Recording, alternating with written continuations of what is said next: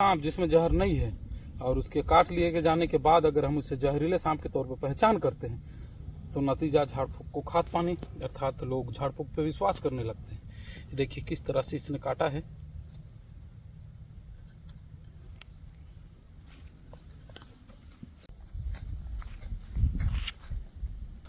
इतना भयानक चलता है सर। को काट दिया, बना बना बना। देखिए इसने खुद को काटा है। कैमरामैन डरो नहीं, फोकस करो।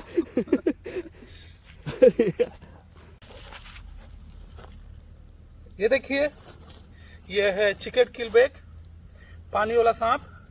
और जब ये बड़े शरीर के हो जाते हैं, यानी कि जब ये बड़े हो जाते हैं तो लोगों के द्वारा इसे पन्नाग कहा जाता है। कैमरामैन डरिए मत, फोकस करिए, पीछे से दिखाइए कि ये धोखा क्यों होता है।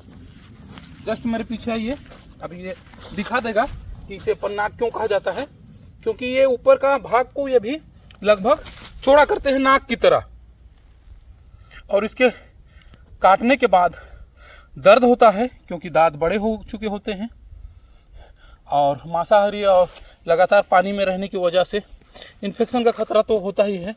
तो बैक्टीरिया होते हैं जिस वजह से इसके काटे जाने के बाद दर्द होता है, और इस तरह की इसके आव भाव के कारण ही इसे नाग समझ लिया जाता है और कहा जाता है ये पानी वाला नाग है, पन्नाग है।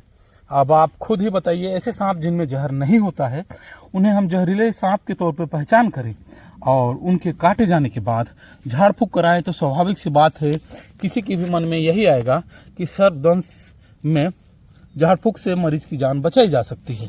ये देखिए सामने का भाग आपको चौड़ा किया हुआ ये दिख रहा है, ये देखिए।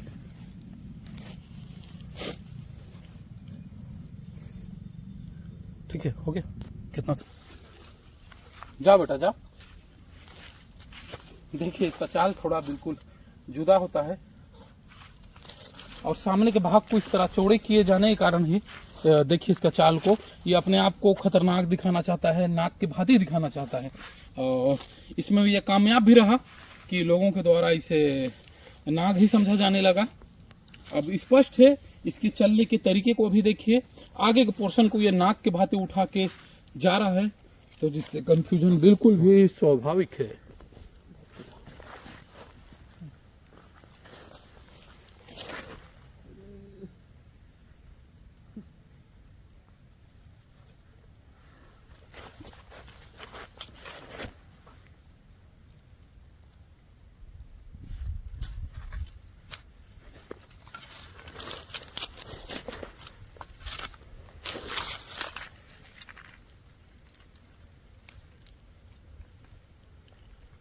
जैसे अब उसे लगा कि खतरा नहीं है, उसने अपने फन को नीचे कर लिया और यहाँ से